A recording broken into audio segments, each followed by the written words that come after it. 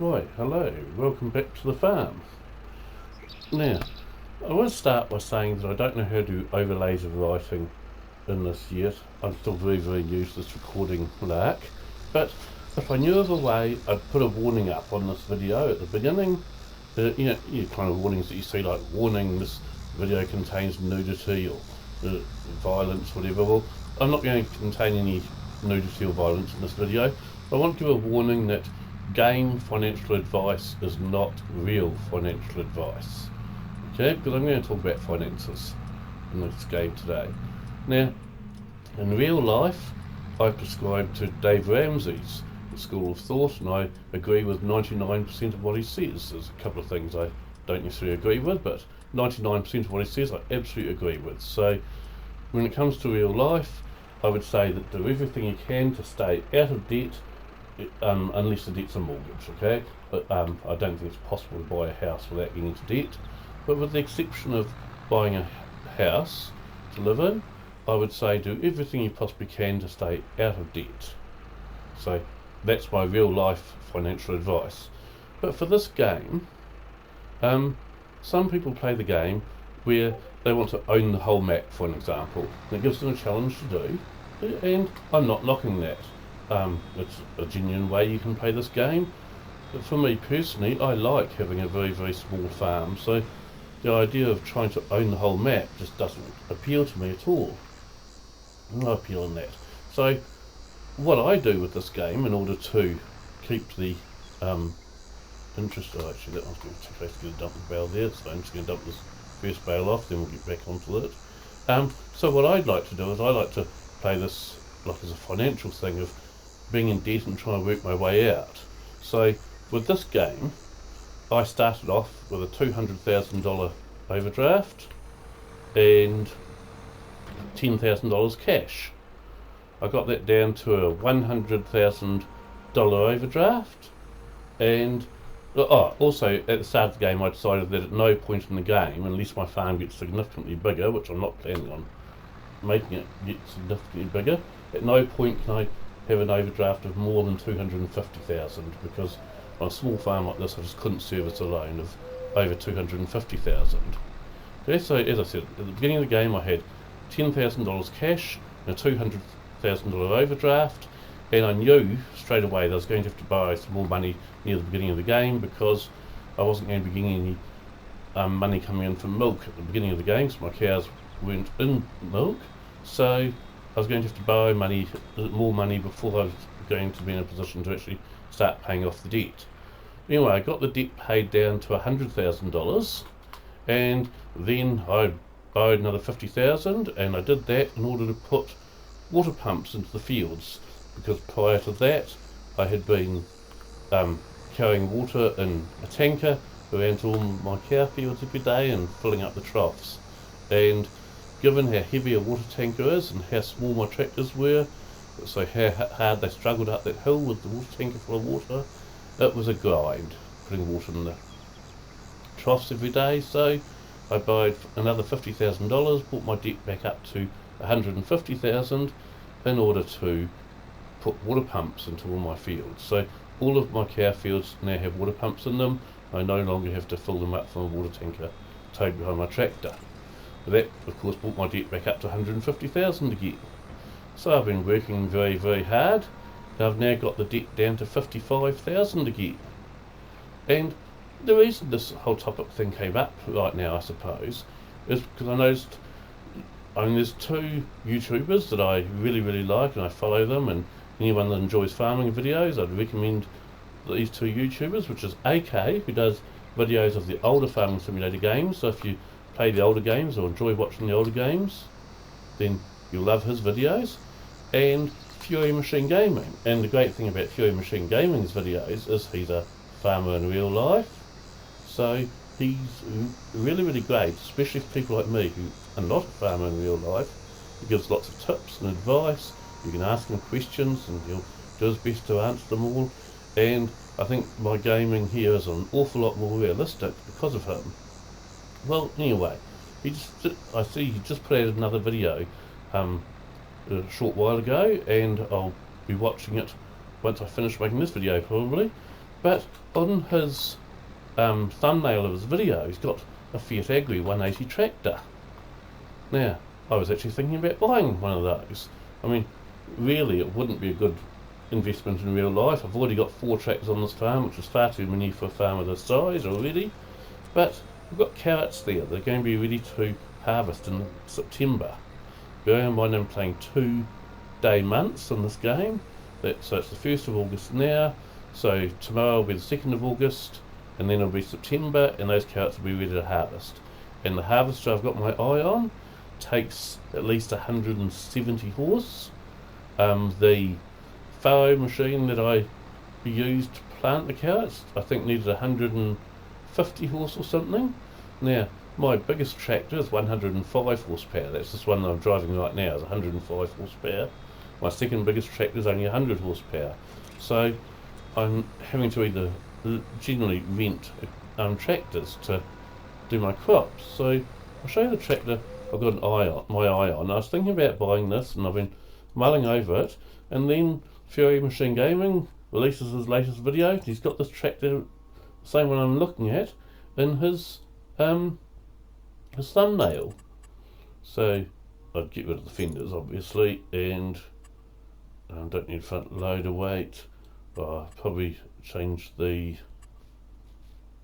way of changing that front arms to a weight instead. If there's not, no, I'd put a front weight on the front there, because I don't need the front arms there. I need a weight instead. But so looking at that, you see that's 180 horsepower, so I wouldn't have to buy a tractor anymore, but it's costing me 101,500 to buy that. This is a nice tractor. I love my Fiat Agris. I also love my Fords. If I bought this, it would be my first tractor that's over 100 horsepower. It would also be my first tractor that's 4-wheel drive. It's probably about the biggest I'd possibly want to put on my farm. Any bigger than that, and there's no way it's going to fit through the gates or anything. In fact, even this one, I might have to look at putting on narrow wheels if there's a narrow wheel option. Oh look, there is.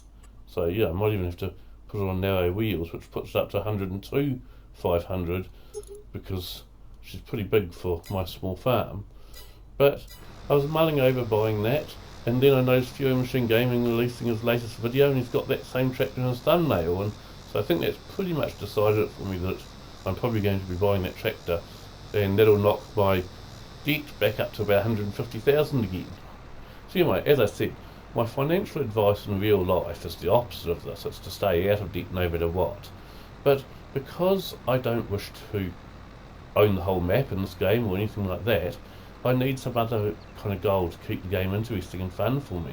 So the way I play this game and the way I enjoy it is having large debt hanging over my head all the time and slowly servicing it and trying to get it down. And so that's how I play this game, is almost a debt servicing game, but through the enjoyment of farming.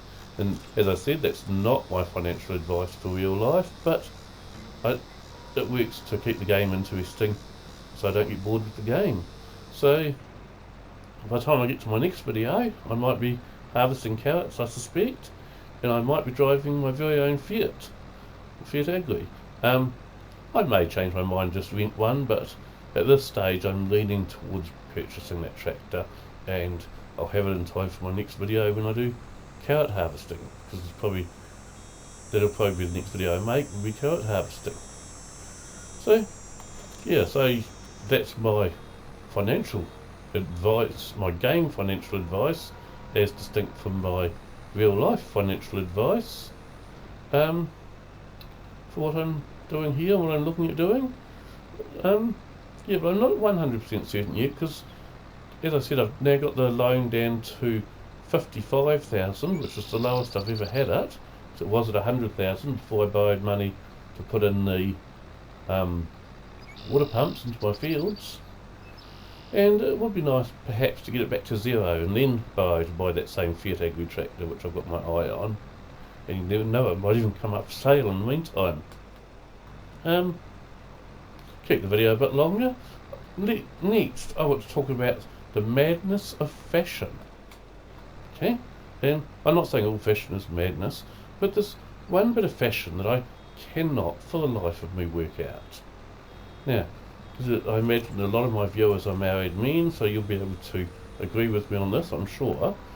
Why is it that wives will always ask you fashion questions? Like, oh, which shoes should I wear with this tonight? Darling, these black ones or these white ones?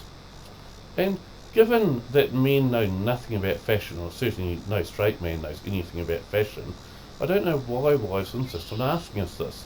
Because for us, it's a guessing game. We've got a 50-50 chance of getting the answer right. We already know our wife's already made up her mind which pair of shoes she wants to wear. She's really just asking for confirmation. And since we have no idea, because I'm not saying, should I wear these black horrible ones that I've just dropped on the floor, or these nice shiny white ones? So don't give us a clue like that. Let's say, should I wear the black ones or the white ones? So you sort of think, oh great, I've got a 50-50 chance of getting this right. And then, whichever one you say, the answer is always the same. So if you say the black ones, it's, what's wrong with the white ones? Or if you say the white ones, it's, what's wrong with the black ones? Well, sometimes it's even worse than that. And I'll say something, you say, the black ones. And they'll say, oh, but the black ones don't go with this outfit. So now I have to go and change my whole outfit. And you're thinking, good grief, we're never getting to the place we're meant to be going. I'm going to spend the rest of my life in this house waiting for it. But, so yeah, I don't understand it, because everyone knows that straight men know absolutely nothing about fashion, so why do wives insist on asking us about, their fashion choices like that? It just doesn't make any sense to me whatsoever. Proof of the fact that men don't care about fashion is I've never ever arranged to, go out with a mate somewhere, and I go to pick him up. I say to him, what on earth made you wear those jeans with that shirt? Or something. Guys just don't care, quite frankly. In fact, I must admit that when I go clothes shopping, if my wife's not with me, and normally she is, because she insists on being with me if I go clothes shopping, so I don't make mistakes that are going to end up being very embarrassing mistakes for her. Embarrassing because she'll be seen with me not wearing those things. But if I'm not with her, generally the item I buy, I already know what I'm after. Let's say I need more trousers, for example. The first pair of trousers I see that are the right size and the right colour, I will buy. I don't look around at 20 different ones first and then decide which one I prefer. The first one I see that's the right colour and the right size, they are purchased. But I actually know the reason why men have no fashion sense. I'm going to share this with you, just in case you've never ever learnt the reason why. And it's because men don't have as many colours as women do. Let me explain what I mean by that. Okay?